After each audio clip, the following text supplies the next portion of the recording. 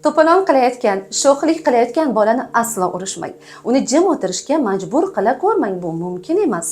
Buning sababini sizga hozir ilmiy jihatdan tushuntirib o'tishga harakat qilaman.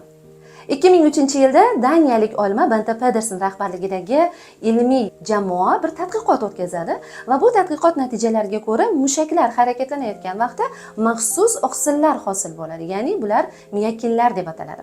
Miyakinlar barcha a'zolarga ta'sir qiladi, shu bilan birga miyaga ham. Ya'ni u hosil bo'lgach, qon tomirlar orqali miyaga boradi va miya hujayralarini oziqlantiradi, ularning faoliyatini rag'batlantiradi, turli xil toksinlardan zararsizlantiradi va yallig'lanishlardan himoya qiladi. Shu orqali bolalarning xotirasi, diqqati, nutqi, fikrlash qobiliyati kabi aqliy qobiliyatlari barchasi yaxshilanib boradi. Shu bilan birga stresslardan ham himoya qiladi. Ya'ni miyakinlar stress gormonlarini parchalash xususiyatiga ega.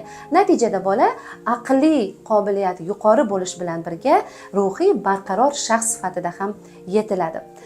U holda bola to'polon qilgan vaqtda biz nima qilsak to'g'ri bo'ladi degan savol sizda tug'ilgan bo'lsa, marhamat izohlarda plus belgisini qoldiring. Shunga ko'ra keyingi videolarimda buning ilmiy yechimini ham sizga aytib o'taman.